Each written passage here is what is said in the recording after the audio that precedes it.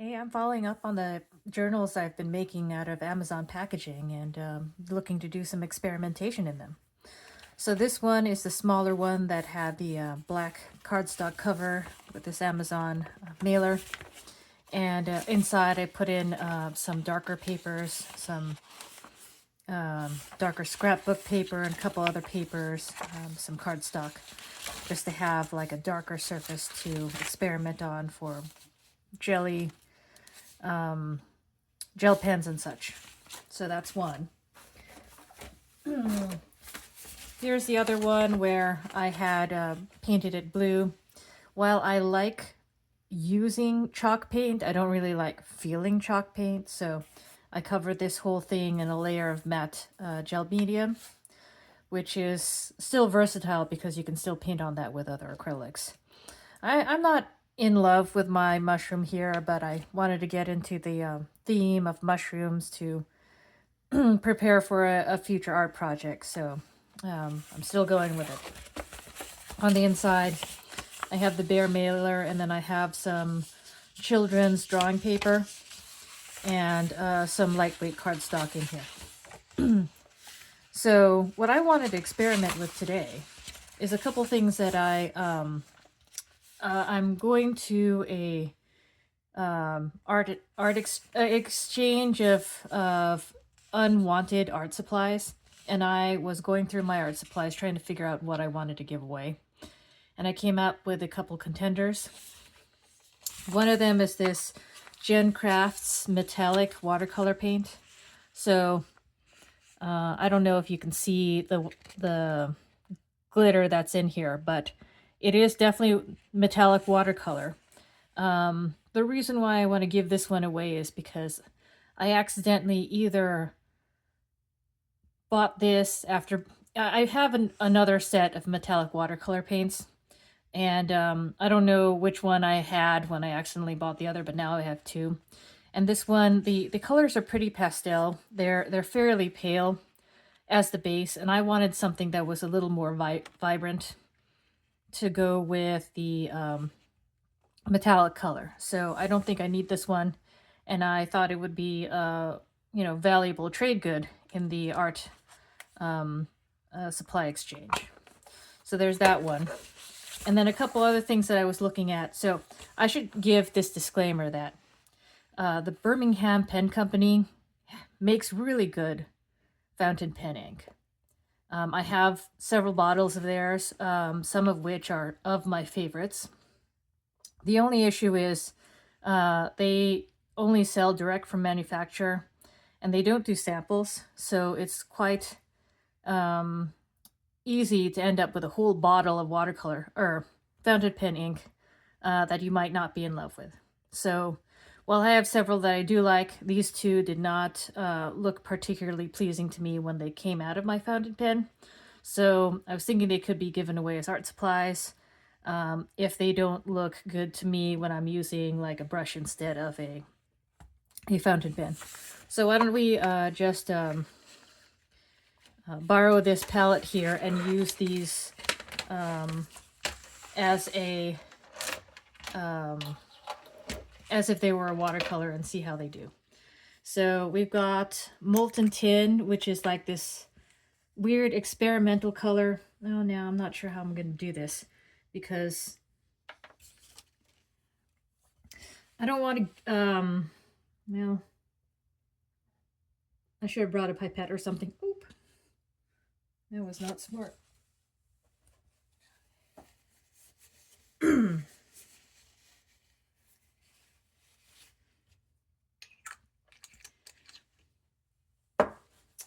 All right, so when I used this, the color was just kind of weird.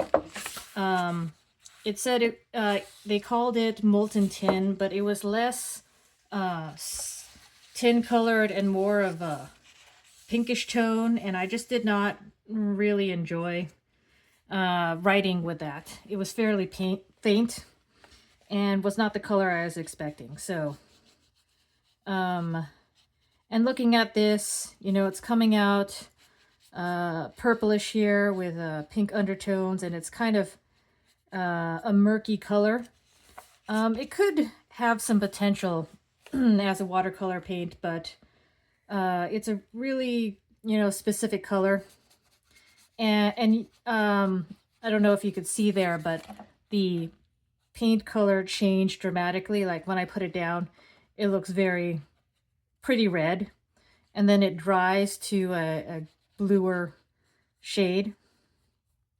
So it's interesting. I didn't really enjoy it in my fountain pen.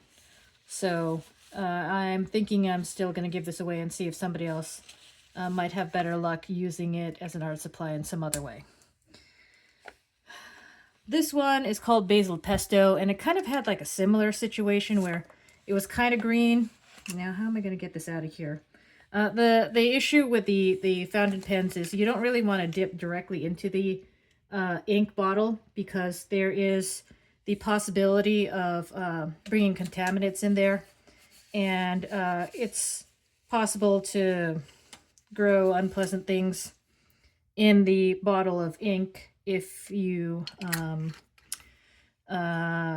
put something in there that might grow. So so have a look at this Basil Pesto color.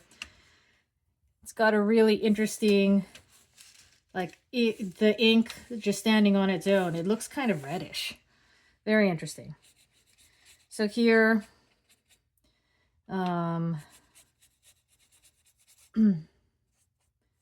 this is not due to the molten tin.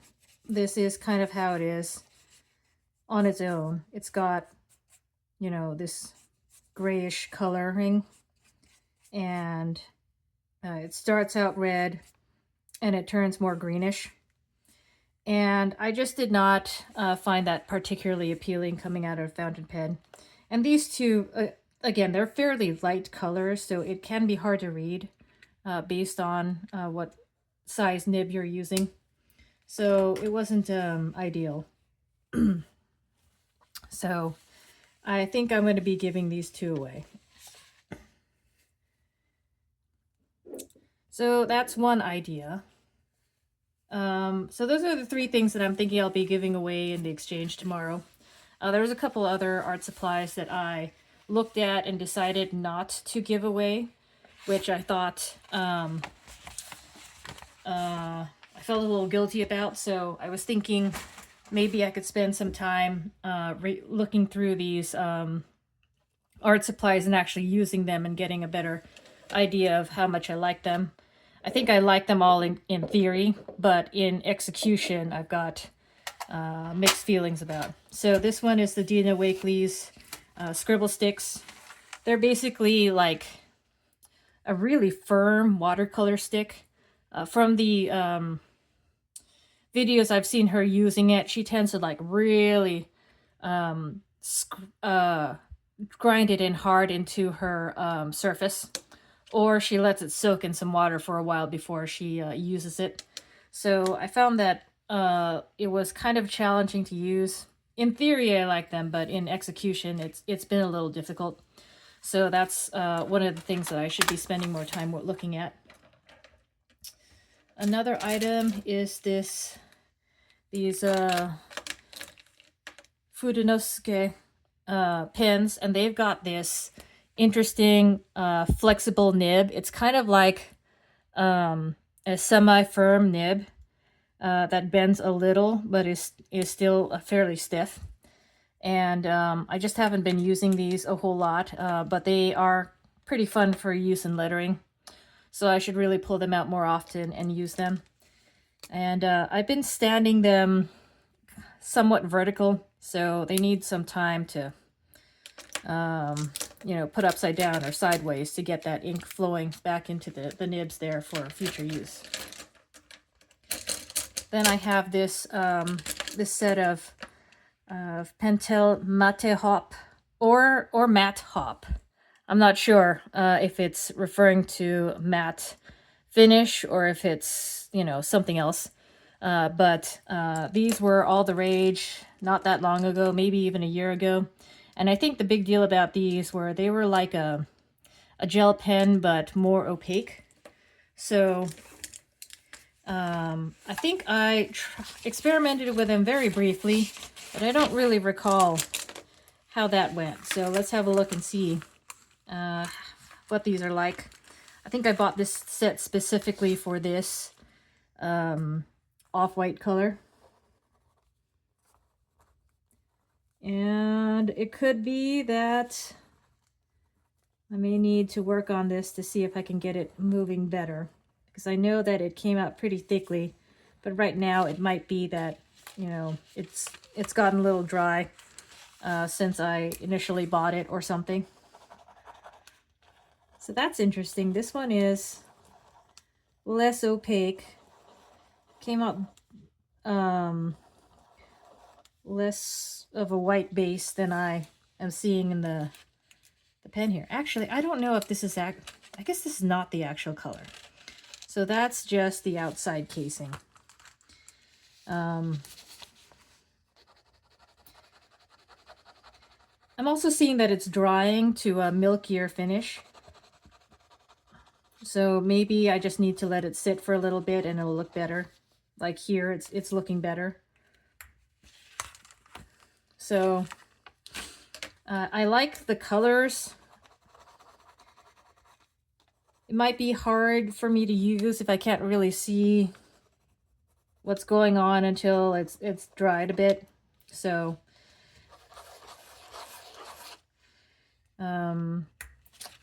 still kind of fun art supply that I need to do a little more experimenting with and see how I can make this more valuable to me. And I got a couple more things that I have that I was looking at. So I bought this Winsor Newton white calligraphy ink, like, I don't know, at least 20 years ago, around 20 years ago. Before I got into fountain pens.